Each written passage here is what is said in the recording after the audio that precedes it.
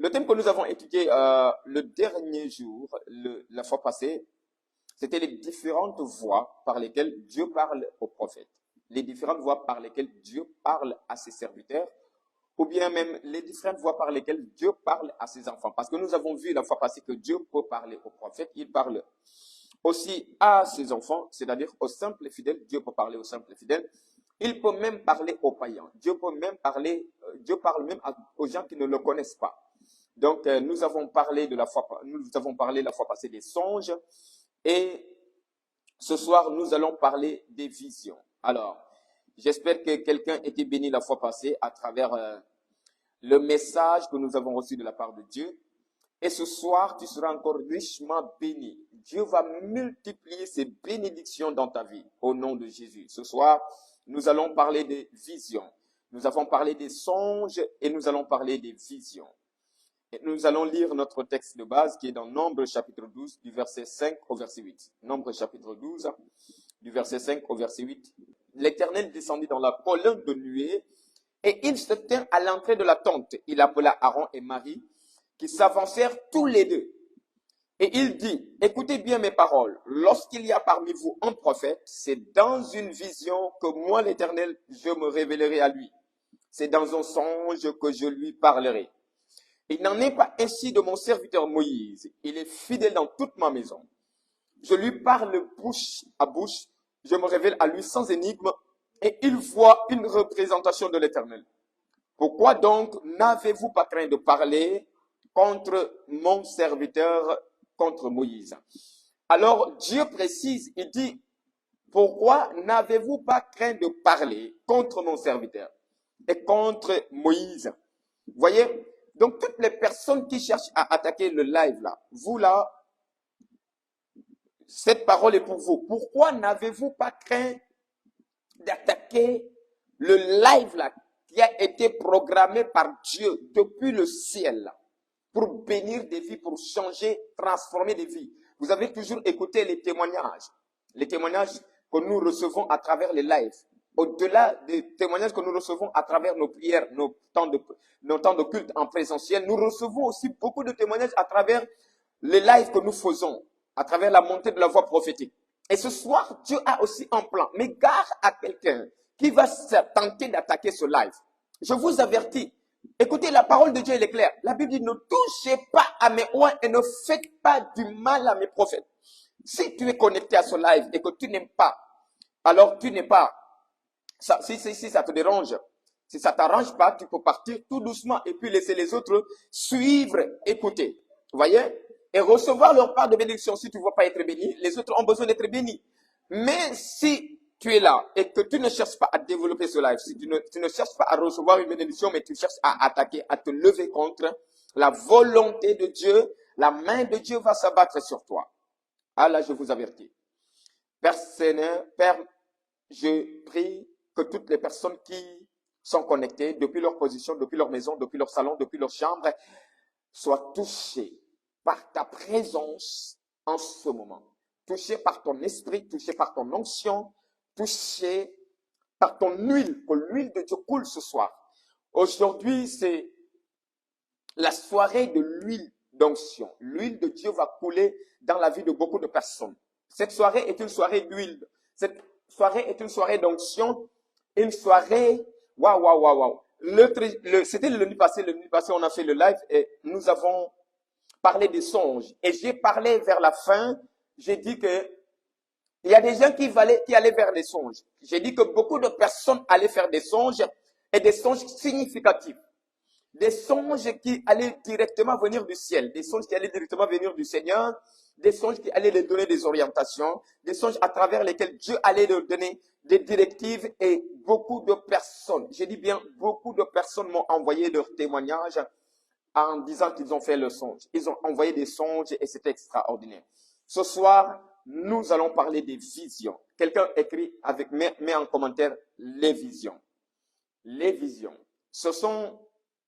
Les visions aussi sont un canal par lequel Dieu s'adresse à ses enfants. Un canal par lequel Dieu parle à ses prophètes. Un canal par lequel Dieu parle à ses serviteurs. Voyez, je vous ai dit la fois passée que Les songes, tout le monde en reçoit. Tout le monde peut recevoir les songes. Ce n'est pas seulement les prophètes qui reçoivent les songes. Même vous qui me suivez, vous êtes chrétien ou non, vous recevez des songes. Vous voyez, vous faites des songes, vous faites des rêves. Et quelquefois même, vos rêves sont significatifs. Et quelquefois même, à travers vos rêves, vous recevez des orientations divines. Et quelquefois même, quand vous faites des rêves et vous voyez l'accomplissement de vos rêves dès le lendemain matin, ou bien dans la semaine, ou bien quelques jours après. Voyez, donc tout le monde peut faire des rêves et tout le monde, je dis bien tout le monde peut faire des rêves et tout le monde peut recevoir un rêve qui vient de Dieu. Waouh! Mais on avait aussi dit la fois passée, je suis juste en train de rappeler ce que j'ai dit la fois passée, en résumé, bien sûr, parce que je ne peux pas tout dire. Alors, on avait aussi dit que tous les rêves ne viennent pas de Dieu. Donc, ne courez pas avec les rêves. C'est-à-dire, tous les rêves que vous faites ne viennent pas de Dieu. Vous ne pouvez pas vous lever chaque matin que vous vous levez, vous dites, j'ai fait un rêve, ah, Dieu m'a dit, Dieu m'a dit, Dieu m'a dit. Non, Dieu ne parle pas toujours à travers vos rêves, non. Il y a des rêves qui viennent de la chair, il y a des rêves que vous faites qui viennent du diable, qui viennent du démon, il y a des rêves que vous faites qui viennent de vous-même, de votre propre imagination, de votre propre esprit. Voyez? Mais il y a des songes, il y a des rêves qui viennent de Dieu, et c'est ce qu'on appelle les songes. Il y a des rêves qui viennent de Dieu, et il y a des rêves qui ne viennent pas de Dieu. Aujourd'hui, nous allons parler de vision. Alors, vous savez que beaucoup de personnes aujourd'hui, ils parlent de vision. Beaucoup de personnes veulent avoir des visions. Aujourd'hui, tout le monde veut avoir des visions. Et aujourd'hui, il y a des gens même qui se lèvent et disent, Dieu m'a montré, j'ai eu une vision. Et c'est une erreur. Beaucoup de gens, ils disent, j'ai eu une vision, pourtant ils ont eu un songe. Notez-moi bien ça. La vision est différente du songe. Ça, c'est ma définition et c'est une définition inspirée. Écoute-moi bien. Le songe est différent de la vision. Le songe est différent de la vision. Le songe, c'est quand tu dors, tu es plongé dans un profond sommeil, alors tu reçois, tu commences à voir des choses, tu commences à voyager, tu commences à voir des images, tu commences à voir des scènes, ou bien tu te retrouves même dans un endroit où tu es en train de faire des choses. Ça, c'est le songe. Mais la vision, tu reçois ça pendant que tu ne dors pas. La vision, tu reçois ça pendant que tu es éveillé. C'est pourquoi on parle de vision. Parce que là, tu n'es pas en train de dormir, mais tu es en train de voir. Oh, est-ce que quelqu'un peut partager et me permettre de monter à un autre niveau? Je vais creuser dans les profondeurs et tu seras béni ce soir. Pourquoi on parle de vision? Parce que la personne qui est en train de voir ça, il ne voit pas ça à travers le sommeil. Il est en train de voir avec ses yeux. C'est pourquoi on appelle la vision. Lorsqu'on parle de vision, on ne peut pas mettre de côté la vision physique ou spirituelle. Il y a deux sortes de vision. Il y a la vision physique et la vision spirituelle. La vision physique, nous recevons des visions physiques. Jésus était monté avec les disciples. Ils sont montés naturellement. Ils ont vu Jésus et ils voyaient ses habits. Le vêtement qu'il portait d'habitude, il est monté avec ce vêtement. Et alors, lorsqu'ils sont arrivés au sommet de la montagne, quelque chose va se passer. Ça, c'est ça qu'on appelle la vision. Vous savez, les apôtres, ils étaient avec Jésus. Mais, quelque chose d'extraordinaire se passa. Jésus a quitté la dimension physique et il entre dans une autre dimension spirituelle. Et il entre dans une dimension spirituelle très élevée, hautement élevée, ce qu'on appelle la transfiguration. Et lorsqu'on expérimente la transfiguration, cela veut dire qu'on n'est plus dans le domaine naturel. Est-ce que vous me recevez? Là, Jésus a quitté le naturel pour entrer dans le surnaturel. Jésus quitte le physique pour entrer dans le spirituel. Ce qui veut dire quoi? Qu'à partir du moment où Jésus est entré dans une autre dimension, la dimension de la transfiguration, ses vêtements sont changés. Ses vêtements étaient changés et étaient devenus tout blancs, comme la neige, tout blanc, resplendissant comme le soleil. Il y avait une lumière extraordinaire. Écoutez-moi bien. Les vêtements de Jésus avaient changé, nous dit la Bible. Donc ça, ce n'était plus naturel, c'était spirituel et surnaturel. Laissez-moi vous dire ceci. Les disciples pouvaient voir Jésus quand il montait avec eux sur la montagne, parce qu'il montait à côté d'eux. Mais à partir du moment où Jésus est en train d'expérimenter la transfiguration, les disciples n'étaient pas dans l'obligation de le voir. Oh, est-ce que je parle à quelqu'un? C'était pas obligatoire que les disciples voient cette scène. Parce que ce n'était pas une scène naturelle. Ce n'était pas une scène naturelle, c'était une scène spirituelle. Et c'était une scène surnaturelle. C'était normal qu'ils voient Jésus lorsqu'ils sont en train de monter sur la montagne. Parce que là, Jésus était encore naturel. Il marchait à leur côté. Et il discutait avec eux en montant. Mais quand Jésus subit la transfiguration, quand Jésus change, et puis les vêtements sont transformés, la lumière était là. Et voici deux hommes, Élie et Moïse, qui étaient descendus sur la montagne à côté de Jésus. Ça, c'était un autre niveau. Et les disciples, s'ils n'avaient pas la capacité de voir, dans le domaine spirituel, ils ne pourraient plus voir Jésus. Cela veut dire que Jésus allait disparaître. Ils allaient chercher à gauche, à droite. Ils n'allaient plus voir leur compagnon, celui avec qui ils étaient montés sur la montagne. Mais laissez-moi vous dire ceci. À partir de ce moment, ce que les disciples étaient en train d'expérimenter s'appelle la vision. Simplement la vision spirituelle. Pierre l'a vu, Jean l'a vu et Jacques l'a vu. Ils étaient trois à monter avec lui sur la montagne. Et quand les vêtements de Jésus ont changé, Moïse et Élie sont descendus sur la montagne. Ils ont tous vu. Et ils sont tombés par terre. Ils ont vu.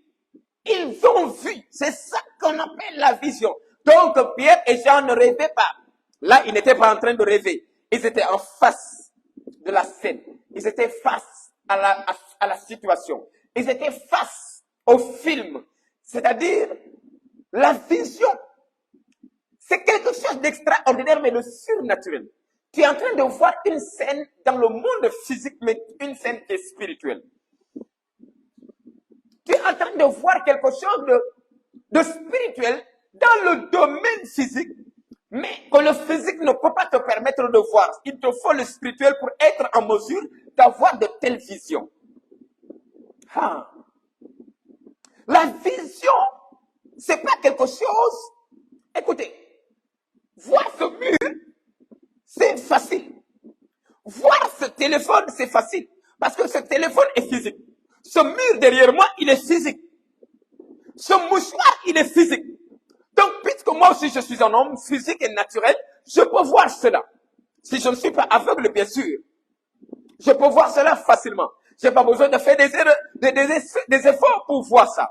Je n'ai pas besoin de faire des efforts pour voir ça. Mais lorsqu'il s'agit maintenant de voir quelque chose de spirituel, les yeux physiques ne peuvent pas voir, sont limités. Et les yeux physiques sont limités. C'est pourquoi faites attention. Parce que beaucoup de personnes qui disent « j'ai eu une vision ». Et pendant j'étais en train de regarder, ou bien pendant que j'étais assis, pendant que j'étais sur mon lit, je ne dormais pas, j'ai eu une vision.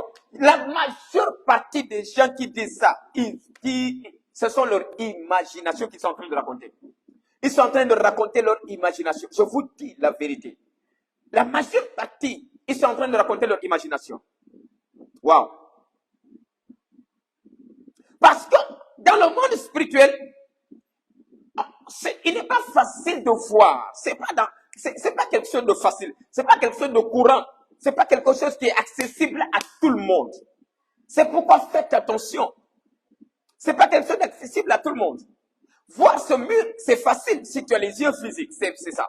Mais dans le monde spirituel, pour voir dans le monde spirituel, il faut avoir les yeux spirituels. Les yeux physiques ne suffisent pas pour voir dans le monde spirituel. Il te faut des yeux spirituels. Et comme Pierre et Jean, Jacques, ils avaient des yeux spirituels, ils ont vu Jésus transfiguré. Ils ont vu que son vêtement avait changé.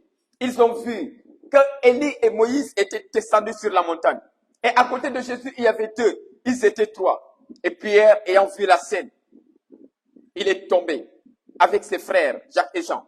Quand ils sont tombés évanouis. Et lorsque Jésus descendait, il va vers eux et il les réveilla. Quand il les a réveillés, Pierre a dit ceci. Seigneur, il est bon que nous soyons ici. On va implanter 3 tentes, une pour toi, une pour Élie et une pour Moïse. Waouh! Pierre venait d'expérimenter quelque chose d'extraordinaire. C'est ça les visions. Lorsque vous expérimentez les choses, vous avez envie de rester.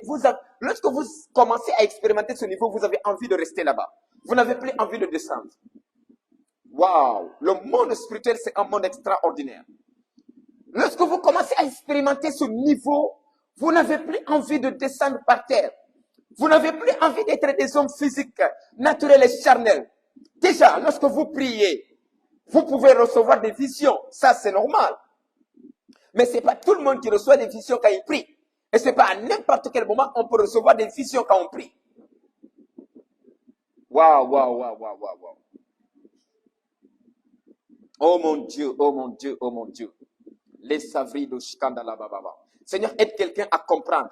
Mais pendant que je parle ce soir, je décrète et déclare qu'à partir de maintenant, tes yeux physiques seront ouverts et tes yeux spirituels seront ouverts. Vous voyez, quand quelqu'un est aveugle physiquement, il a besoin d'être guidé. Il ne voit pas. Il ne voit pas. Il peut même se buter sur une pierre, il ne voit pas. Il peut même heurter un mur, il n'a pas vu. Quand il sort dans la rue, il a besoin d'être guidé. Quand il prend la route, il a besoin d'être guidé. Pourquoi? S'il n'est pas guidé, il risque de se faire renverser par une voiture. C'est pourquoi, de la même manière que quelqu'un qui est aveugle physiquement a besoin d'être guidé par un homme physique, c'est de cette même manière que quelqu'un qui est aveugle spirituellement, qui a les yeux spirituels bandés, a besoin aussi d'être guidé par un homme spirituel qui a les yeux spirituellement ouverts. Et ce soir, tes yeux spirituels seront ouverts. Parce que tu es connecté à ce live. Et je dis, parce que tu es connecté à ce live, tes yeux spirituels seront ouverts. In Jesus' mighty name. J'ai dit, tes yeux spirituels seront ouverts. Écoutez-moi bien. Je vais vous dire ceci. Même les prophètes, c'est pas tous les prophètes qui prophétisent avec la vision spirituelle. Avec la vision. Non. Quelqu'un me dit, ah, donc comment ça? Et comment est-ce qu'il prophétise alors? Avec quel moyen il prophétise alors? J'ai dit, tous les prophètes ne prophétisent pas avec la vision. À travers la vision. Les visions. Non, non, non, non. Tous les prophètes ne reçoivent pas les visions. Ça, vous devez le savoir. Vous pouvez voir un homme de Dieu, un prophète qui est en train de prophétiser. Il a une femme, un homme ou bien un homme devant lui. Il est en train de révéler des choses qui sont exactes dans la vie de cette personne, mais il n'est pas en train de voir. Ça, il faut bien noter ça. Ce n'est pas donné à tout le monde de voir. La voyance n'est pas donnée à tout le monde. J'ai dit la voyance n'est pas donnée à tout le monde. Pourquoi? Parce que dans le domaine spirituel, dans le domaine divin, il n'est pas du tout facile de voir. Pourquoi? Ça demande beaucoup de consécration. Ça demande beaucoup de sanctification. Ça demande d'être sérieux. Ça demande beaucoup de sérieux et beaucoup de sensibilité spirituelle. Écoutez-moi bien. C'est pas seulement les hommes de Dieu qui voient. Écoutez, la vision n'est pas seulement pour les hommes de Dieu ou les prophètes.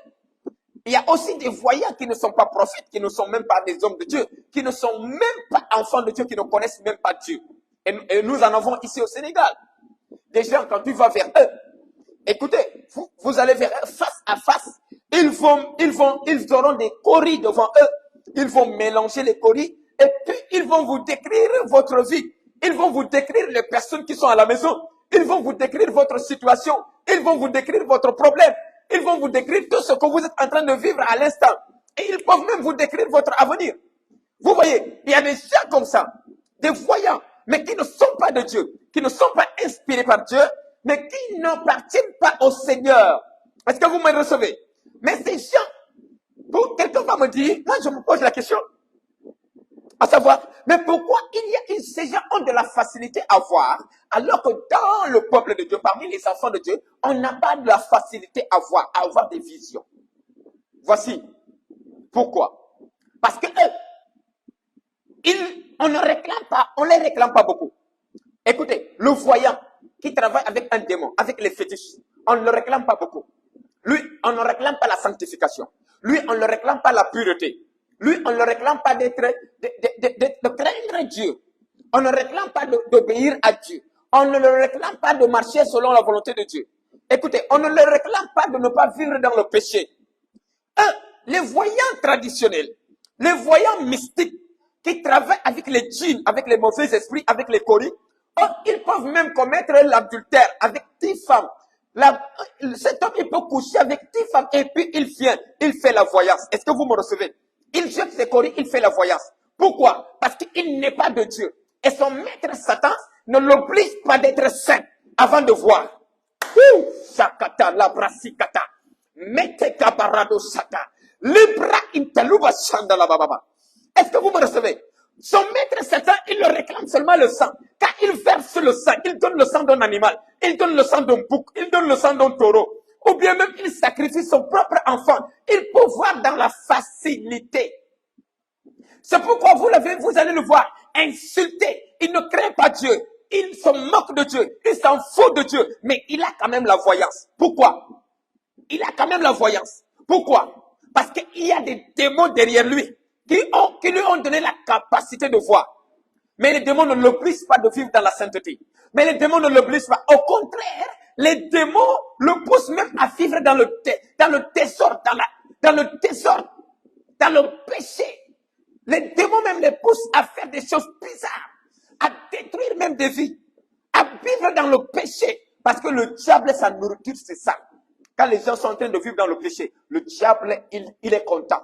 Et c'est ça sa nourriture. C'est ça qui lui rend davantage plus fort. C'est ça qui lui rend davantage plus puissant. C'est ça qui le rend plus fort et plus puissant. Maintenant, quand il s'agit d'un homme de Dieu, pour que Dieu te donne la voyance, il va te demander la sanctification. Il va te réclamer la pureté. Il va te réclamer la crainte de Dieu. Il va te réclamer beaucoup de choses. Il va te réclamer une vie de consécration. Il y a un prix à payer. Et ce prix n'est pas facile.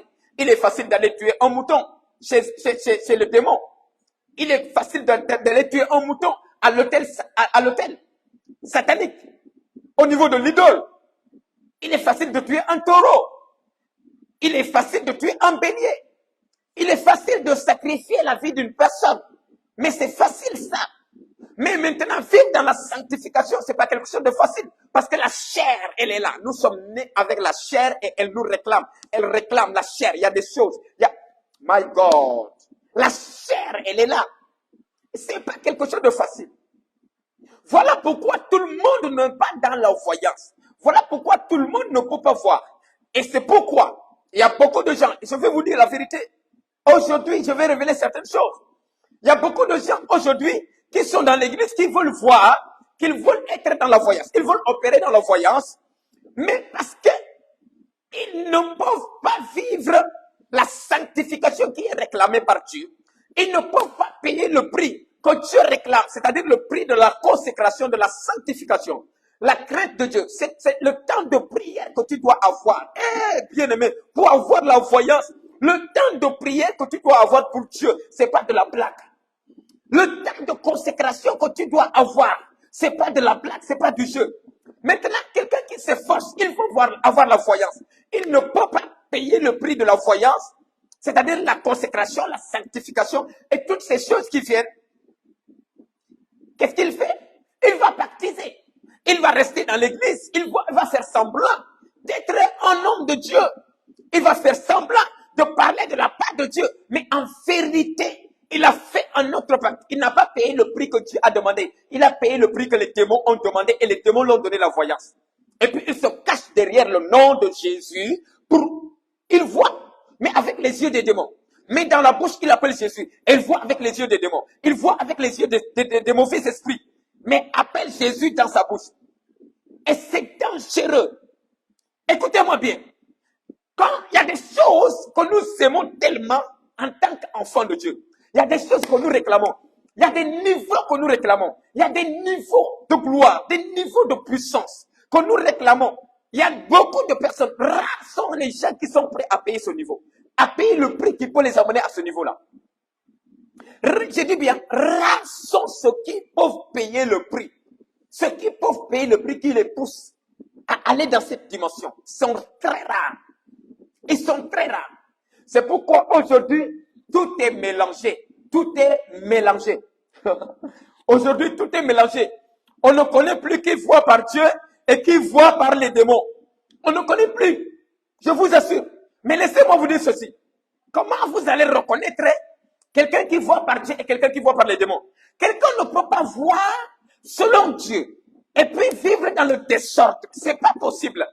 Quelqu'un ne peut pas vivre selon Dieu, et puis vivre dans l'impureté. C'est pas possible. C'est-à-dire, tu finis de coucher avec 10 femmes, et puis tu viens faire la voyance. Qui te montre? Qui a ouvert tes yeux? Qui te montre ce que tu vois? C'est pas Dieu. C'est les démons qui t'ont fait faire, qui t'ont fait coucher avec ces 10 femmes-là, qui viennent te montrer ces choses. Ha. Est-ce que quelqu'un peut partager ce live? Matosoto kobaradaba. Lidra suta impari kana sufra ilava. Reba shati kamandaliba sufra ilada. Nekuta kima intaluva sabre intalobashia. Li kano sufra indabiro shantala bababa. Le kana suntala bababa. Et supra intalaba. Écoutez-moi bien. Tu ne peux pas être un homme de Dieu. Tu dis tu es un homme de Dieu. Et puis tu connais le sous-corps de toutes les jeunes filles de l'église. Et puis tu connais tous les sous-corps des jeunes, la couleur de leurs caleçons, de toutes les jeunes filles de l'église. Et puis tu vas voir. Ce n'est pas possible. Ce n'est pas possible. J'ai dit ce n'est pas possible. Est-ce que quelqu'un peut me partager le live? Donc si ça arrive, c'est qu'il y a quelque chose qui cloche quelque part. Il y a quelque chose qui ne va pas quelque part. Qui ne dit pas son nom. Eh oui, c'est vrai, frère. Écoutez-moi bien. Pour les démons, pour les païens, pour les voyants traditionnels, les marabouts, les féticheurs, ça ne dérange pas. On sait déjà que ça ne vient pas de Dieu. On sait déjà que ça ne vient pas de Dieu. On sait déjà que ça vient du diable, ça vient de Satan. Ça vient de Lucifer. Ça vient des ténèbres. Et nous savons que le prix à payer là, c'est seulement le sang. Écoutez, et eux, ils sont même prêts à donner leur enfant. Oh, ils s'en foutent. Tout ce qu'ils voient, c'est l'or, l'argent, les richesses. Oui, la gloire. Tout ce qu'ils voient, c'est d'avoir la clientèle. C'est tout ce qui les intéresse. Mais à nous, enfants de Dieu, à nous, serviteurs de Dieu, à nous, prophètes, avec quoi nous voyons?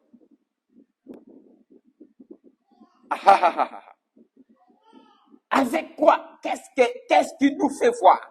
Qu'est-ce qui nous fait voir? C'est le Saint-Esprit ou bien c'est le démon? Qu'est-ce qui nous fait voir? Et si c'est le Saint-Esprit, en vérité, on doit voir ça en toi. Si c'est le Saint-Esprit qui te pousse à voir, on doit voir ça.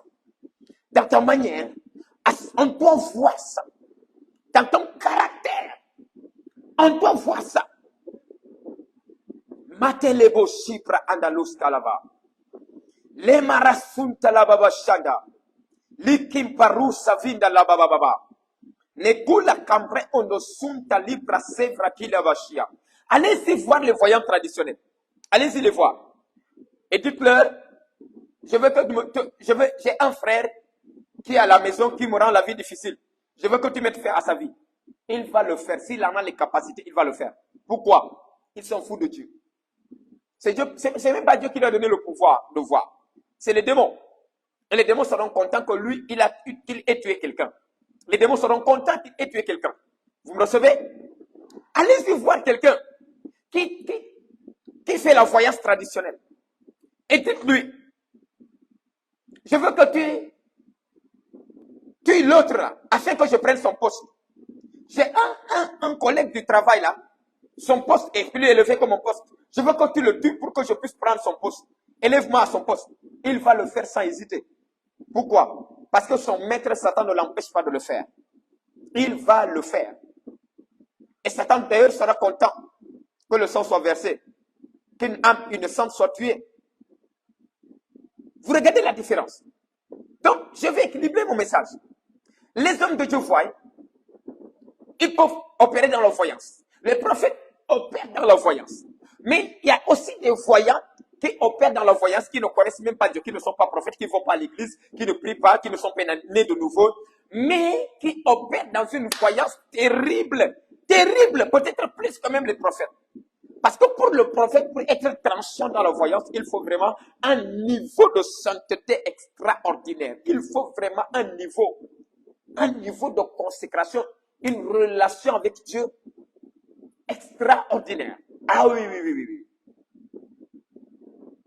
Donc, il est plus facile aux gens qui sont dans le monde, qui travaillent avec les démons de voir qu'aux enfants de Dieu. Ça, vous devez noter ça. Quelqu'un est en train de se poser la question, mais pourquoi quand on va chez les marabouts, ils nous disent tout? Pourquoi quand on va chez les féticheurs, ils nous disent tout? Pourquoi quand on va chez les voyants traditionnels qui travaillent avec les gangas, les fétiches, ils nous disent tout? Mais à l'église, le prophète n'a même pas, même la vision du prophète, elle n'est pas élargie. Même le prophète, il ne peut pas voir tout ce qui est dans ma vie. Et c'est pas pareil, c'est pas la même chose. C'est pas la même chose, bien aimé. Le prophète là a besoin de payer un prix très fort pour voir. Lui là, le prix qu'on l'a demandé là, c'est pas compliqué. C'est pas compliqué. Tuer quelqu'un, verser le sang, ça c'est compliqué. Si on nous avait demandé ça, nous, enfants de Dieu, serviteurs de Dieu, ça allait pas être facile ça allait pas être compliqué pour nous. Ça allait être facile. Vous voyez? Donc, vous voyez que ce qu'on nous réclame en tant qu'homme de Dieu, et ce qu'on les réclame, c'est différent. Donc, si eux, ils ont la capacité de voir plus que nous, ils ont la capacité de voyance, ils sont plus aiguisés dans la voyance que nous, c'est normal. C'est normal. Ça dépend des maîtres. Si notre maître était aussi leur maître, ils n'allaient même plus rien voir. Ils n'allaient même rien voir parce qu'ils vivent dans le désordre. Avec le désordre, là, ils ne sont même pas capables de voir par l'Esprit de Dieu. C'est pas possible. Donc nous sommes plus, malgré qu'ils voient plus clair. Parce que je veux vous dire la vérité. Quand vous allez chez les marabouts, les féticheurs, ils vont vous dire des choses qu'on ne vous a jamais dit à l'église. Mais cela ne veut pas dire que vous devez aller chez eux. C'est pas normal. Cela ne veut pas dire que vous devez aller là-bas. Parce que eux, ils sont de Satan. Aller là-bas, tu es en train de mettre ta vie en danger. Tu es en train de confier ta vie aux démons. Tu es en train de confier ta vie aux mauvais esprits. Tu es en train de pratiquer avec les esprits impurs. Mais, le fait que beaucoup de personnes, aujourd'hui, ils veulent la voyance. À l'église, ils n'arrivent pas. C'est parce que ils ne payent pas le prix. Écoutez-moi bien, je vais vous dire la vérité. Il y a même beaucoup de personnes qui sont appelées, beaucoup d'hommes de Dieu, beaucoup de prophètes qui sont appelés dans la voyance, mais qui n'arrivent pas à voir. C'est pas facile de payer le prix. Beaucoup d'hommes de Dieu qui sont appelés dans la voyance, mais ils ne peuvent pas. Premièrement, il faut payer le prix dans tous les domaines que j'ai cités. Et surtout aussi dans le domaine de la sensibilité. Parce que lorsque je quitte le domaine de la sanctification, le domaine de la consécration, lorsque je laisse de côté tous ces domaines-là, viendra maintenant le domaine de la sensibilité. Parce que tu peux payer le prix de la sanctification. Tu peux payer le prix de la consécration. Et tu peux prier 24 heures sur 24. Mais ne pas être sensible à l'esprit. Si tu n'es pas sensible, il te sera difficile de voir. Il te sera difficile. Il te faut un niveau de sensibilité extraordinaire. Est-ce que je suis en train de parler à quelqu'un? Il te faut un niveau de sensibilité extraordinaire. Et c'est le niveau de sensibilité qui va déterminer ta capacité à voir. Ah! C'est ton niveau de sensibilité qui va déterminer ta capacité à voir. Quand tu es sensible, quand tu finis de payer le prix, et tu es sensible, tu vois. Mais il y a des gens qui sont tellement distraits. Ils ont payé le prix de la sanctification. Ils ont payé le prix de la consécration. Ils ont payé le prix de la prière et dans le jeûne. Mais ils ne sont pas sensibles. Ils sont trop distraits. Trop distraits, trop distraits. Il y a tellement de distractions autour d'eux. Ils n'arrivent pas à voir. Parce que la voyance spirituelle n'est pas la voyance physique. Non, c'est différent. Là, dans le domaine spirituel, de la voyance spirituelle, il te faut une sensibilité aiguisée, très tranchante. Très tranchante. C'est pourquoi beaucoup de prophètes que vous voyez, même dans les réseaux sociaux prophétisés, ils prophétisent des choses vraies, mais ils ne voient pas. Est-ce que quelqu'un me comprend? La majeure partie des prophètes que vous voyez prophétiser, ils ne prophétisent pas par la voyance. Ils prophétisent par la parole de connaissance. Est-ce que quelqu'un me reçoit? Ils prophétisent par la parole de connaissance. Parce que la parole de connaissance est aussi un moyen par lequel Dieu parle à ses serviteurs. Il prophétise par la parole de connaissance. Il prophétise par l'entendement. Il y a aussi des prophètes qui entendent au-delà de la voyance. Donc tout ceci, ce sont des canaux par lesquels Dieu parle à ses enfants. Il y a des prophètes qui voient, il y a des prophètes qui prophétisent par la parole de connaissance, et il y a des prophètes qui prophétisent par leur entendement, par ce qu'ils entendent. Ils entendent. C'est-à-dire qu'ils peuvent entendre la voix de Dieu, ils peuvent entendre le nom de quelqu'un, ils peuvent entendre là où il habite, ils peuvent entendre, c'est-à-dire le problème dont il souffre. Ils peuvent entendre qu'il est atteint du diabète, il est atteint du cancer. Ils entendent, mais ils ne voient pas. D'autres, ils voient, mais ils n'entendent pas. D'autres, ils prophétisent par la parole de connaissance. C'est-à-dire qu'ils reçoivent des pensées irréfléchies. La parole de connaissance, c'est un message qui vient directement dans ton esprit, mais qui continue à pas réfléchir. Il réfléchit une pensée immédiate qui vient du Saint-Esprit. Et lorsque tu révèles la pensée, elle sera exacte. Vous voyez? Mais laissez-moi vous dire ceci. Dans tous ces différents domaines, dans tous ces différents canaux de communication, c'est-à-dire le songe, les visions, les paroles de connaissance, et l'entendement spirituel, tous ces canaux sont efficaces. Mais il y a des canaux qui sont plus efficaces. Et parmi les canaux les plus efficaces, il y a la vision. Parce que dans la vision, les choses sont très claires. Tu peux entendre. Et tu entends, les choses ne sont pas claires. Tu peux recevoir par la parole de connaissance, mais les choses ne sont pas claires, peuvent ne pas être claires. Tu peux faire un songe et ne pas avoir l'interprétation. Mais lorsque tu vois, la vision, elle ne te trompe pas. La vision, elle ne rate pas. La vision, elle ne passe pas à côté. Quand tu vois, parce que beaucoup de prophètes qui voient, quand tu vois, c'est comme si tu es en face de la télévision. Tu es devant quelqu'un, mais c'est comme si tu es en face de la télévision. Tu es en train de regarder, tu es en train de voir les images. C'est comme ça que ça se passe. Donc, écoutez-moi bien. Lorsque certains hommes de Dieu vous disent, je vois, je suis en train de voir ceci, cela. Ça peut être à travers la vision spirituelle, ça peut être à travers la parole de connaissance. Ça peut aussi être à travers ce qu'il a entendu. Il peut aussi dire j'entends, pour ceux qui entendent. Mais pour ceux qui voient, ça peut être à travers la vision spirituelle et ça peut être à travers la parole de connaissance. C'est-à-dire qu'il voit les choses par son esprit. Mais les gens qui sont vraiment dans la voyance, ils voient les choses telles que vous me voyez comme ça. C'est-à-dire qu'ils sont en face de quelqu'un, c'est comme s'ils sont devant la télé, ils sont en train de voir le film de la chose. Et c'est bien possible. C'est bien possible. C'est possible, mais ce n'est pas quelque chose qui est donné à tout le monde. C'est possible, mais ça réclame beaucoup de sacrifices. Ça demande beaucoup de sacrifices. Non.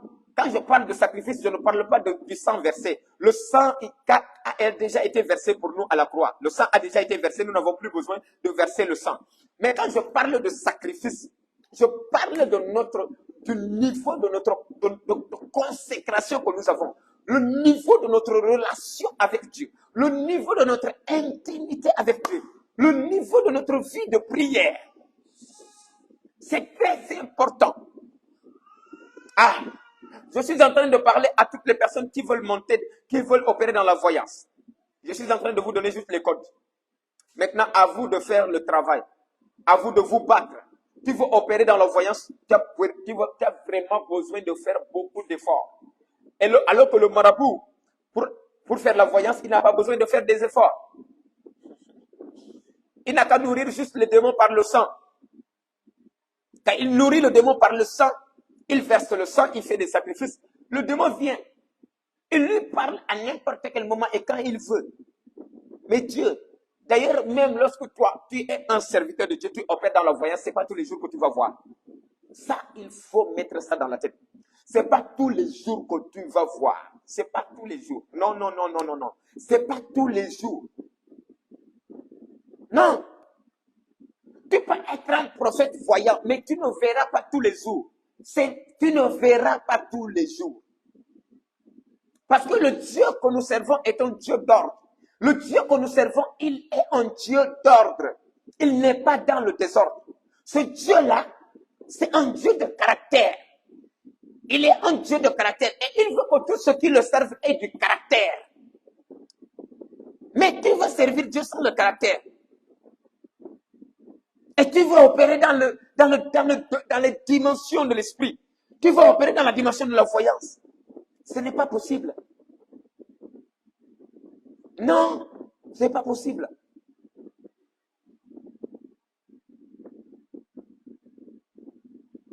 Dieu ne parle pas à tout moment. Non. Des fois, Dieu est silencieux. Maintenant, si Dieu est silencieux et toi tu parles par qui? S'il arrive que Dieu soit silencieux et que toi tu continues à parler comme un préfet, tu parles par qui? Tu parles de la part de qui? Parce qu'il faut qu'on équilibre les choses.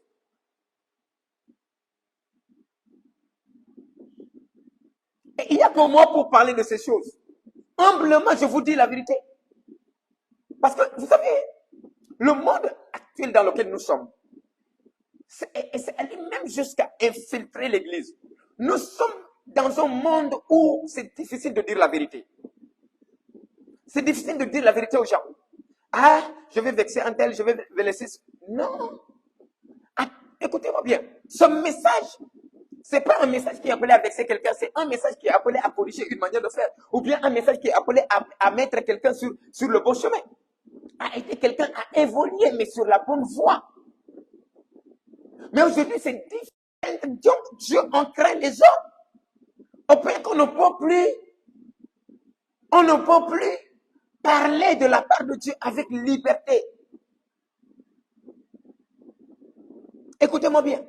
Dieu est un Dieu qui parle tantôt d'une manière et tantôt d'une autre, mais tantôt il ne parle même pas. Il est là, il est tranquille, il se tait.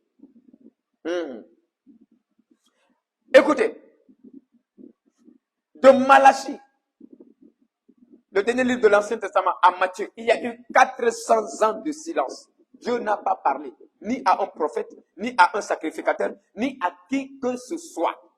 Dieu peut marquer une pause. Même si tu es prophète, Dieu ne te parlera pas tous les jours.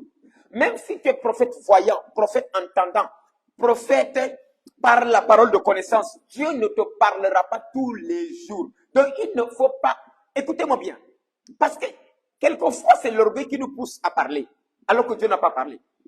Quelquefois c'est l'orgueil qui nous pousse à parler. Même si Dieu n'a pas parlé, on va chercher un message à donner. Même si Dieu n'a pas parlé, on va créer le message. Même si Dieu n'a pas montré, on va chercher à voir. Même si Dieu n'a pas dit, on va entendre forcément. Et si tu cherches à entendre, tu vas entendre. Mais ce ne sera pas la voix de Dieu. Ça, vous devez bien comprendre ça. Dieu ne parle pas tous les jours.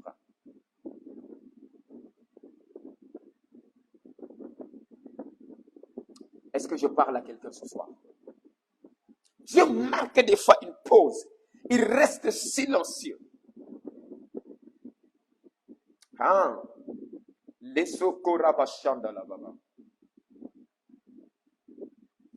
Quand on a pris Shadrach, Meshach et Abednego, on les jette dans le feu. Est-ce que Dieu a parlé? Il n'a rien dit.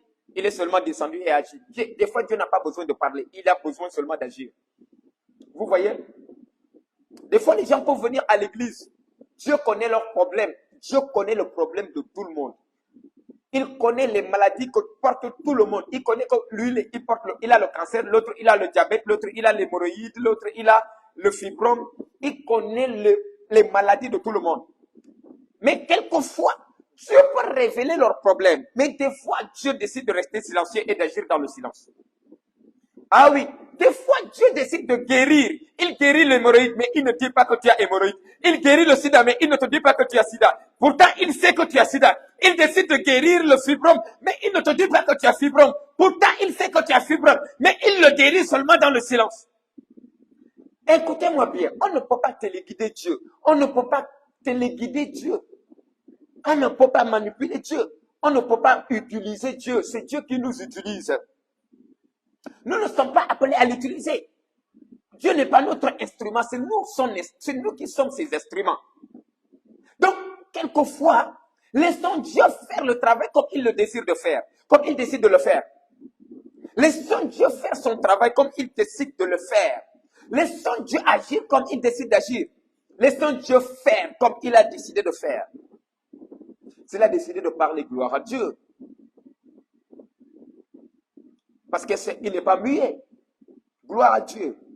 S'il a décidé de montrer des visions, gloire à Dieu. S'il a décidé de montrer, de révéler les choses, gloire à lui. Mais s'il a décidé de se taire, s'il vous plaît, ne forçons pas à parler. S'il a décidé de se taire, ne le forçons pas à parler. S'il a décidé de se taire, ne le forçons pas à parler. On ne peut pas le forcer à parler. Et à la fois, lorsque nous voulons le forcer à parler, il ne parlera pas parce que nous ne sommes pas le maître, c'est lui le maître. Nous sommes les serviteurs. Nous obéissons, c'est lui qui commande. Donc, il ne va jamais nous obéir. Dieu ne va jamais nous obéir. Donc, à force de chercher à ce qu'il parle, à force de forcer les choses, toi, tu vas entendre la voix de l'autre. Et l'autre, c'est qui? Le diable. Tu vas entendre forcément la voix de l'autre. Les démons. Tu vas entendre la voix de l'autre. C'est clair. C'est pourquoi, bien-aimé, j'ai vraiment pris le temps d'enseigner sur ces choses, les différentes voies par lesquelles Dieu parle. J'ai pris le soin d'enseigner sur ces choses parce que nous sommes à la croisée des chemins. Nous sommes véritablement dans un monde où tout le monde, en fait, c'est normal même, parce que nous sommes dans une saison très prophétique et nous sommes dans la saison des prophètes. Ça, c'est clair. Nous sommes dans les derniers temps et les derniers temps sont marqués par les temps prophétiques. Et c'est normal. Mais écoutez-moi bien, c'est pourquoi je suis venu enseigner de ces choses, parler de ces choses, parce que nous devons faire attention. Et moi et tout le monde qui opère dans le prophétique, que ce soit au Sénégal ou dans le monde entier, au Congo, au Gabon, au Nigeria. Et quand je parle de ces choses, je parle surtout pour nous les jeunes, parce que je trouve que les anciens, peut-être, ils maîtrisent le domaine mieux que nous. Il est important de prendre, il est important de faire attention. Très attention.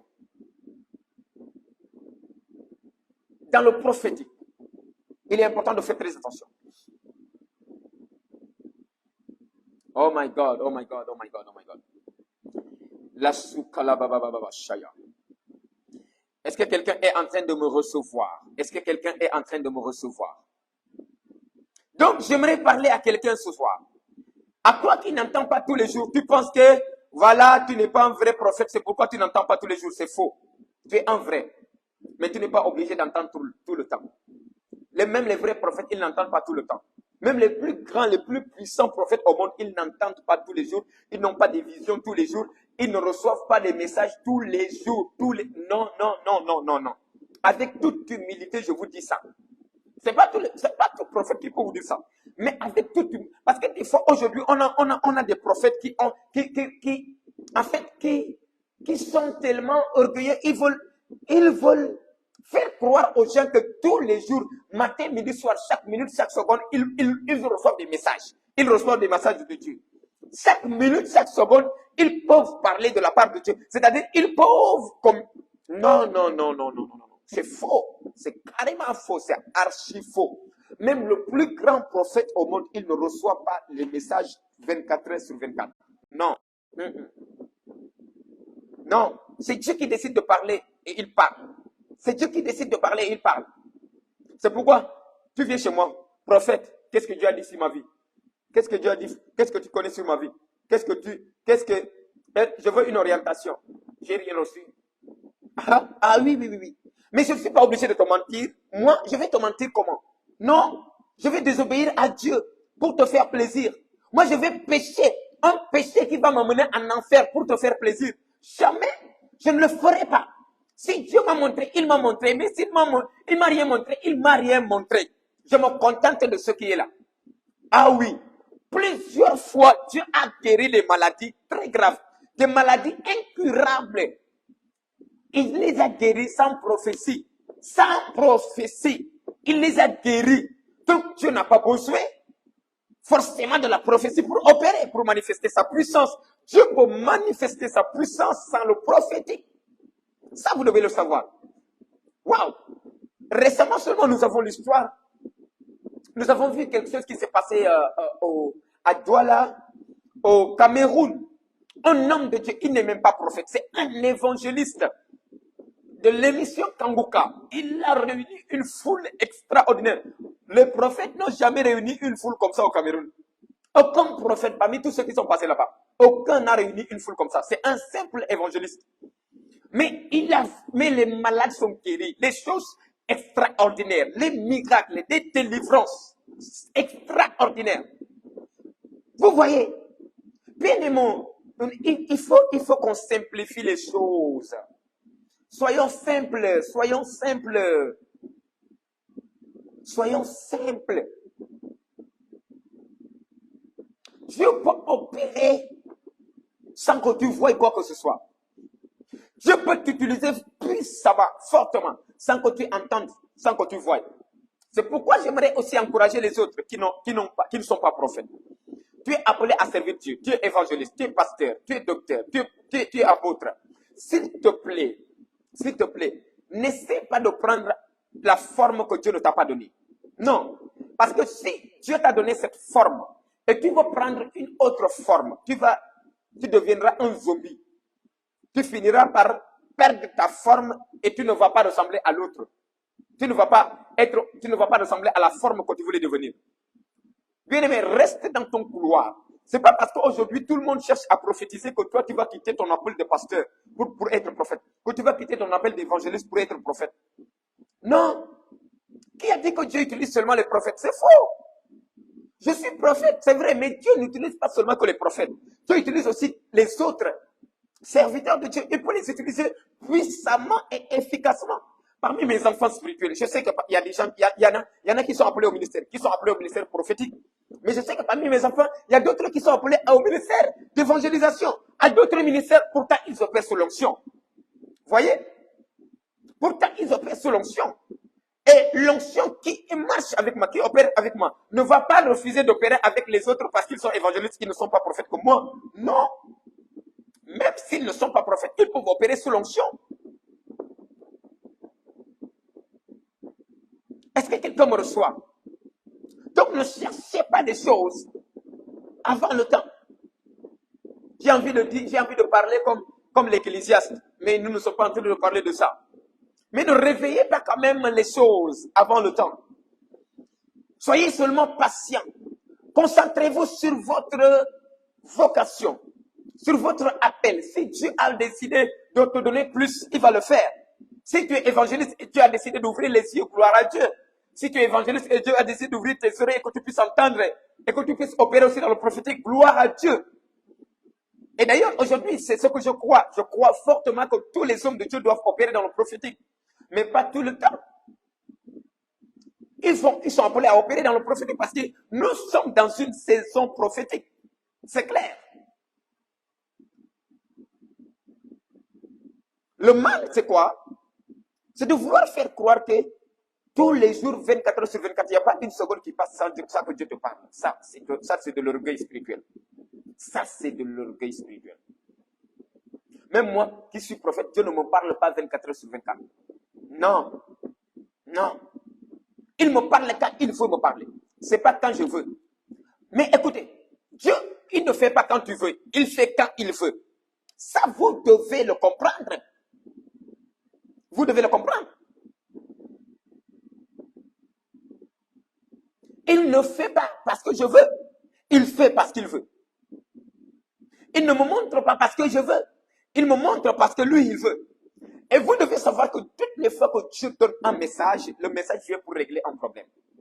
Et lorsque tu vois qu'il peut régler le problème sans donner un message, il le règle sans faire passer un message. Des fois, Dieu a besoin, il sait qu'il peut guérir sans pour autant donner une prophétie, sans pour autant te donner une révélation, il guérit seulement.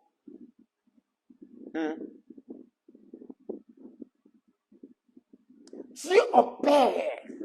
Il est vivant. Il est le même hier, aujourd'hui et éternellement. Et Dieu utilise encore aujourd'hui des hommes et des femmes, comme il a utilisé des hommes et des femmes dans le passé. Et de la même manière que les gens ont opéré dans la voyance dans le passé, il est possible, c'est pourquoi je vais équilibrer mon message. Ne regardez pas les gens qui opèrent dans la voyance et qui voient aussi fréquemment, vous dites qu'ils sont orgueilleux. Non, ils voient. Il faut que j'équilibre mon message. Parce que vous, il ne faut pas que vous alliez voir des hommes de Dieu qui opèrent fréquemment dans la voyance et puis vous allez voir, vous allez dire que, non, l'homme de Dieu là, comment ça? Comment il voit tous les jours, il a des programmes qu'il voit. Mais c'est sa grâce. Des fois aussi, il faut comprendre ça. Il faut que j'équilibre mon message. C'est la grâce que Dieu l'a faite. C'est la grâce que Dieu l'a faite parce qu'on n'a pas tous la même grâce de voyance. Lui, il a la grâce de voir.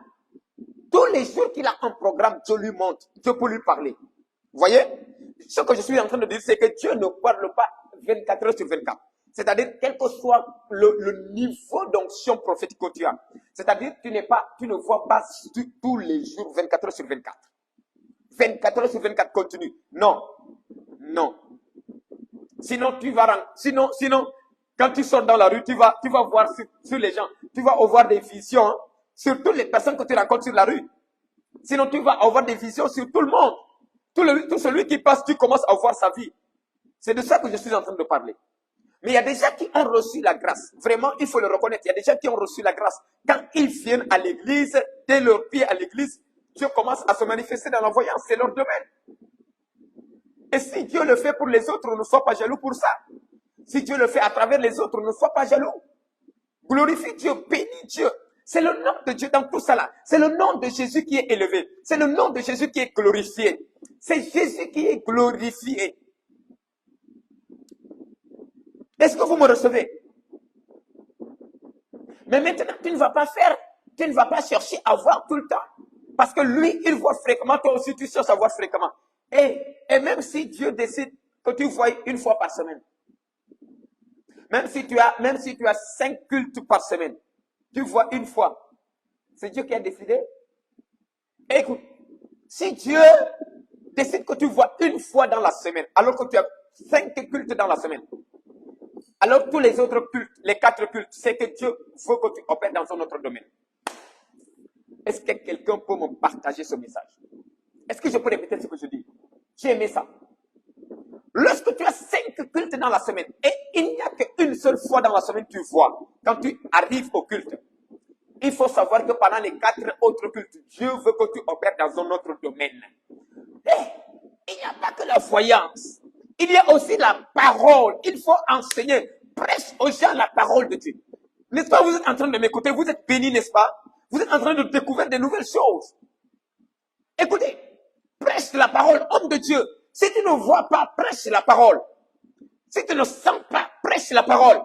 Mais même si tu ne vois pas, tu dis je sens que toi là, tu vas faire des erreurs. Tu sens quoi? Tu n'as rien senti.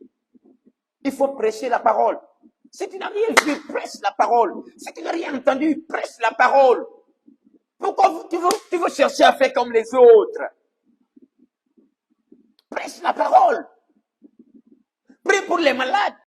Si Dieu te donne, si tu es appelé dans ce domaine, enseigne la parole. Paix les brebis. Et c'est ça, bien-aimé, c'est ça qui fait l'excellence du corps du Christ. C'est ça qui fait l'excellence du corps du Christ. Cette différence que nous avons au milieu de nous. Cette différence. Les uns opèrent d'une manière et les autres d'une autre manière. Nous ne sommes pas tous appelés à opérer de la même manière. Non. Non. Nous ne sommes pas tous appelés à fonctionner de la même manière. Et vous savez, il y a beaucoup de personnes, c'est par jalousie et par concurrence, ils cherchent toujours à voir. Parce que l'autre homme de Dieu, il voit tous les jours, tous les cultes, il opère dans la voyance. Toi aussi, par jalousie, par concurrence, tu veux chercher à voir. Quelle erreur! Tu sers qui? Donc tu te sers toi-même. Parce que quand tu cherches à le voir, parce que l'autre voit, c'est que tu te sers. Toi-même, tu n'attends plus l'ordre, tu n'attends plus le mot d'ordre de ton maître. Tu n'attends plus le commandement. Toi, tu choisis toi-même. Vous voyez? Toi, tu décides à ta place, à la place de l'autre qui t'a appelé, à la place de celui qui t'a choisi. Et c'est dangereux. Et c'est comme ça que beaucoup de gens ont perdu l'onction. Beaucoup de gens ont perdu, sont passés à côté. Ils ont perdu la faveur de Dieu. Ils ont perdu la grâce de Dieu dans leur vie. Je prie que la faveur de Dieu te localise. Au nom suprême de Jésus. Depuis ta position.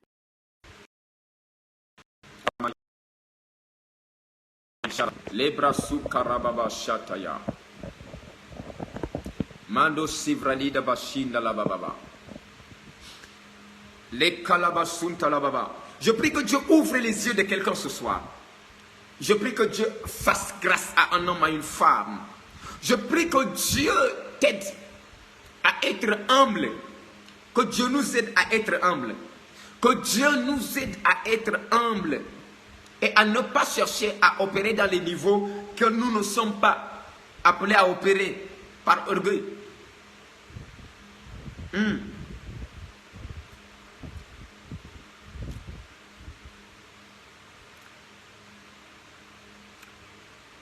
L'orgueil te pousse à aller à la quête de ce que Dieu ne t'a pas donné. Il ne va jamais te donner ça. Parce qu'il n'avait pas décidé que quand tu entres dans l'obéissance, il te donne ça. Il n'avait pas décidé.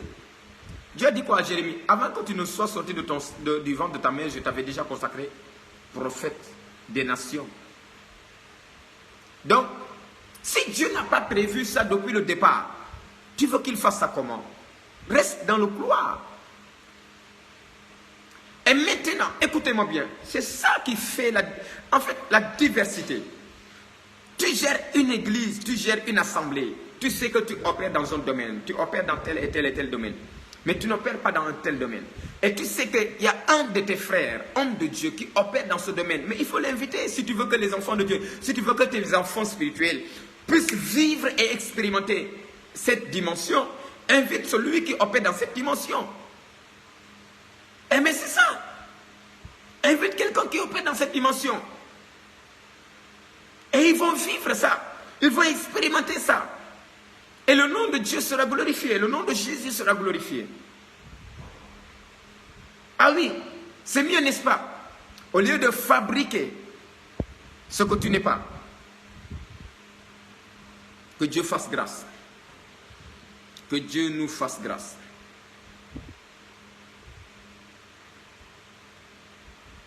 Que Dieu nous fasse grâce. Les bras sous kanamala baba baba. Les bras sous karababa. Quelqu'un écrit en commentaire, la voyance n'est pas donnée à tout le monde. Mets ça en commentaire. La voyance n'est pas donnée à tout le monde.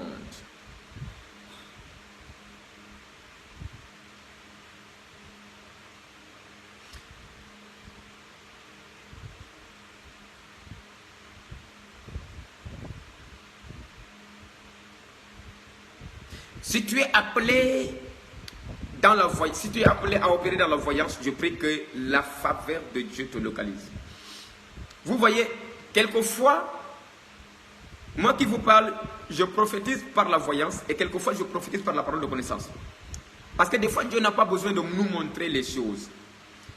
Je vais vous dire la vérité. Il y a des choses, quand Dieu montre ça à certaines personnes, vous allez même perdre conscience. Vous allez perdre votre esprit, vous allez perdre la tête.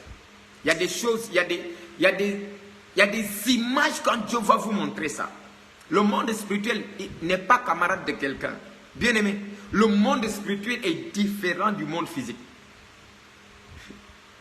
Il y a des choses dans le monde spirituel, si Dieu vous montre ça. Il y a des êtres, si Dieu vous montre ça. Le même jour qu'il vous montre, vous allez piquer crise de folie. Parce que la peur va vous attraper tellement que vous allez perdre la tête. Et vous demandez la voyance. Mais tu opères déjà par la parole de connaissance. Ça suffit, n'est-ce pas? Tu entends, ça suffit. Mais tu vas forcément voir. Vous savez que, je vais vous dire la vérité, parmi tous les moyens que Dieu utilise, la voyance est plus dangereuse. La voyance est plus dangereuse. Parce que quand vous voyez, vous pouvez voir des choses très, qui vont vous dépasser, qui vont dépasser votre niveau. Écoutez, bien aimé, lorsque vous avez les yeux ouverts, vous ne voyez pas ce que vous voulez voir. Tu peux voir des choses que tu ne faut pas voir, mais tu les vois quand même parce que tes yeux sont ouverts. Maintenant, moi, si les yeux sont ouverts, si je marche dans la rue les yeux ouverts, vous voyez, et que je rencontre un fou qui est nu, je l'ai vu, oui ou non? Est-ce que je voulais voir? Est-ce que j'ai décidé de le voir? Non, mais je l'ai vu. Pourquoi? Parce que je ne suis pas aveugle. Donc c'est comme ça que ça se passe. Spirituellement, dans le monde spirituel, lorsque tes yeux spirituels sont ouverts, tu peux voir des choses que tu ne désirais pas voir. Tu peux voir des choses que tu ne voulais pas voir. Et ça peut te faire perdre la tête. Écoutez, je vais vous donner seulement 2 témoignages. Il y a un de mes enfants, une de mes filles, qui un jour, j'étais en train d'opérer. J'étais en train de prier pendant une veillée de prière. Pendant l'opération, pendant que je suis en train d'opérer, j'étais sous l'onction. Et ses yeux étaient ouverts. Une petite fille de rien du tout. Ses yeux étaient ouverts. Et je l'avais toujours demandé de rester à mes côtés. Et quand ses yeux sont ouverts, elle s'est éloignée directement de moi. Elle m'a fui. Je vous assure, pendant tout le culte, pendant toute la veillée, elle était en train de me fuir. Elle ne pouvait pas m'approcher. Pendant que les autres étaient en train de m'aider pour attraper les gens qui étaient en train de recevoir le délivrance, elle me fuit, elle part s'asseoir très loin de moi. Très loin. Et quand j'ai fini, je lui ai dit, ma fille, je t'ai dit de rester toujours à côté de moi.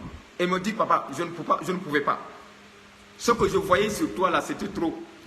J'avais peur de m'approcher même de toi. Et dit, je voyais que tu avais changé. Tu n'avais plus tes vêtements que tu portais. Mais il y avait un vêtement resplendissant blanc qui brillait tellement fort. Et je te vois avec une chaîne en or ici. Et j'ai vu une couronne qui était là, qui était sur ta tête et qui brillait. C'est à cause de ça que je ne pouvais plus t'approcher. Hé! Bien-aimé, est-ce qu'elle a choisi de voir? Non, elle n'a pas choisi de voir. Est-ce qu'elle voulait voir ça? Non, elle ne voulait pas voir ça. Mais c'est parce que ses yeux sont ouverts qu'elle a vu ça. Et ses yeux, écoute-moi bien. Si tu veux que tes yeux soient ouverts, si tu demandes à Dieu d'ouvrir tes yeux, si tu veux opérer dans le voyage, il faut déjà être prêt à ça. Sois déjà disposé, hein. Il faut déjà te préparer à voir toutes choses, toutes sortes de choses. Il faut déjà te préparer à voir beaucoup de choses. Pas seulement ce que tu veux voir, mais il faut être prêt à voir des choses que tu ne veux même pas voir. Des monstres. Tu veux voir des démons de toutes leurs formes, dans toutes leurs formes.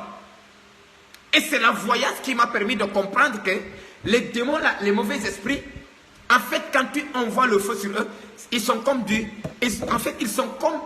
sachet, un sachet. Vous connaissez un sachet plastique? Lorsque vous allumez un sachet plastique, comment est-ce qu'il fait?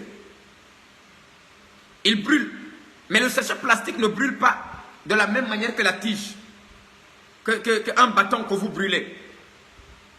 Voyez, le sachet plastique, il brûle de façon très rapide et différemment des autres choses. Et c'est comme ça que les démons, c'est la voyance qui m'a appris à voir, à comprendre comment est-ce que les démons sont. Et quand tu envoies le feu, c'est pourquoi moi j'ai du mal à comprendre certaines personnes. C'est vrai que l'esprit, là, en fait, dans la voyance, tu vas te poser beaucoup de questions. Parce que tu vas voir même des choses qui t'ont étonné, qui vont t'étonner. Parce qu'en vérité, dans la Bible, tout le monde, on sait que l'esprit ne meurt pas. Les esprits, ils ne meurent pas. Maintenant, je ne sais pas qu'est-ce qui se passe. Mais dans la voyance, j'ai vu, pendant que je suis en train de prier, j'ai envoyé le feu sur les démons, j'ai vu des démons qui sont en train de brûler comme on brûle un sachet plastique. Ils sont en train de brûler jusqu'à leur extermination. Des esprits, jusqu'à leur extermination, ils ont disparu comme ça dans le feu, comme on brûle un sachet plastique. Et ça m'a poussé à me poser des questions. Je me suis dit, mais attends, les esprits, normalement, ils ne meurent pas. Les démons, ils ne meurent pas. Un démon, un esprit, il ne meurt pas. C'est les humains qui peuvent mourir. D'ailleurs, nous-mêmes, lorsqu'on meurt, notre esprit y va. Alors, je me suis posé la question à savoir, mais est-ce que c'est parce que les démons, là, ce qu'ils portent sur lui, là, c'est l'enveloppe ou quoi? Ça, c'est le corps, l'enveloppe. Vous voyez, un jour, C'était ici même à Sali où nous sommes actuellement. J'étais en train de prier, opérer, et il y a une de mes filles qui a eu les yeux ouverts. Et elle a vu que j'étais en train de monter. Ça, même certaines personnes peuvent témoigner de ça, qui sont ici. Parce que j'en ai parlé devant eux. Il a vu que pendant que je tiens le micro, elle m'a vu monter au ciel. Dans la vision. Elle me voit monter dans une vision. Pourtant, physiquement, j'étais là, ici sur la terre. Physiquement, j'étais en train d'opérer, en train de rendre le ministère. Et tout le monde voyait l'homme qui était là, ici sur la terre. Mais elle, pendant que ses yeux sont ouverts, elle est en train de voir un homme qui tient le micro, mais qui est en train de monter dans le ciel. Et il dit, après le Seigneur l'a dit, dès qu'il descend, va vite dans ses pieds, tu vas recevoir quelque chose sur ses pieds. Et immédiatement, quand je suis descendu dans sa vision, dans la vision qu'elle était en train de voir, immédiatement, elle est venue tomber sur mes pieds. Les gens ne comprenaient pas, ils ne savaient pas pourquoi elle a fait ça. Mais elle savait pourquoi. Vous voyez? Donc, le domaine de la vision aussi, ça met les gens en avant. Lorsque tu as la capacité de voir dans l'esprit, dans le spirituel, ça te met en avance par rapport aux autres. Parce que tu peux recevoir des choses que les autres ne peuvent pas recevoir. Tu peux recevoir des choses que les autres ne peuvent pas recevoir.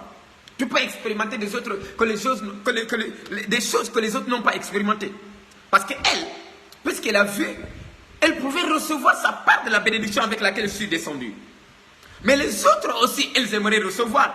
Mais elles n'ont pas vu ce qui s'est passé. Le film là qui s'est passé, l'épisode là, ils ont raté ça parce qu'ils n'avaient pas les yeux ouverts. Je prie que Dieu ouvre tes yeux au nom suprême de Jésus. Je prie que Dieu ouvre tes yeux. Pendant que je vais prier ce soir avec vous, beaucoup de personnes vont commencer à avoir des visions. Je n'ai pas dit des songes. Pendant que tu dors, j'ai dit bien des visions. Ce soir, après ces moments, beaucoup d'entre vous vont commencer à avoir des visions. Des visions. Vous allez avoir des visions. Vous aurez les yeux ouverts. Mando shake leboshia. Likamperu salivashia. J'ai dit tes yeux seront ouverts. Et tu verras le monde invisible. Il y a des gens qui ne connaissent absolument rien du monde spirituel. Ils ne comprennent absolument rien du monde spirituel. Ils ne connaissent que le monde physique et visible. Mais ce soir, tu vas expérimenter un autre monde. Oh, j'ai dit que ce soir, tu vas expérimenter un autre monde. Tu vas expérimenter un autre monde. Le monde spirituel. Le plus grand monde. Le monde de la vision. Les katasum prati d'avaza. Et les beaux baba. Les kanamasin telebra shivla aduskiyava. My God, my God, my God, my God. Mettez les cœurs, mettez les cœurs, mettez les cœurs, mettez les cœurs avant qu'on rentre dans la prière. J'espère que quelqu'un a bien compris ce que nous avons étudié ce soir. Par rapport à la vision, par rapport aux visions. Mettez-moi les cœurs, s'il vous plaît, mettez-moi les cœurs afin que je puisse avancer. Sécurisez bien le live afin que nous puissions passer des temps très forts dans la prière. Écoutez-moi bien. Wow. Right now, là, je viens de recevoir quelque chose de la part de Dieu. Là, pendant que je parle avec vous, je ne suis pas en train de voir. Mais c'est une parole de connaissance que j'ai reçue immédiatement. Le Seigneur est en train de me dire qu'il y a des personnes qui vont avoir des visions même en live. Il y a des gens qui vont avoir des visions même en live. En live, pendant que nous sommes en train de prier, il y a des gens qui vont avoir des visions. C'est pourquoi sécurisez bien le live, s'il vous plaît. S'il vous plaît, sécurisez bien le live. Mettez les cœurs, mettez les cœurs, mettez les cœurs, mettez les cœurs. Sécurisez bien. Ne permettez pas que la vidéo soit coupée. Si vous laissez que la vidéo soit coupée, là, c'est vous qui avez raté. Le Seigneur est en train de me dire qu'il y a des gens qui vont avoir des visions immédiatement. Pendant que nous sommes en live, pendant que nous serons en train de prier, il y a des gens qui vont avoir des visions. My God, my God, my God. Et c'est comme ça que Dieu parle au prophète. Vous voyez, là, ce n'est pas une vision que j'ai reçue. Je n'ai pas entendu audiblement, mais c'est une parole de connaissance. Et les trois façons les plus utilisées, les trois façons les plus fréquentes que Dieu utilise pour parler au prophète, ce sont ces trois-là. La vision, l'entendement et la parole de connaissance. Tu vas voir, tu vas voir, tu vas voir. Le Seigneur me dit clairement, il me dit clairement qu'il y a des gens qui vont voir, qui vont avoir des visions ce soir. Pendant la prière. Pendant la prière. My God, my God, my God. Les sakatalabashia. Les brasuntalabababa. Maintenant, écris-moi les différents moyens par lesquels Dieu communique à ses enfants, que nous avons déjà vus. Écris-moi les différents moyens. Lorsque vous allez dans le Nouveau Testament, dans 1 Corinthiens 12, vous allez voir les dons spirituels. Et parmi les dons spirituels, il y a le don de prophétie, il y a le don de connaissance, il y a le don, parmi les dons de révélation, bien sûr, il y a le don de sagesse. La parole de sagesse, parole de connaissance, prophétie. Vous voyez? Donc, ce sont aussi des instruments, ce sont aussi des canaux par lesquels Dieu parle à ses enfants, par lesquels Dieu parle à ses enfants, à son peuple ou à ses serviteurs. Vous voyez? On a appris quoi par rapport aux différentes voies par lesquelles Dieu parle? On a appris la voie des songes, on a appris la voie des visions, on a appris les songes, les visions, les paroles de connaissance. Vous voyez? Les prophéties, l'entendement. Waouh!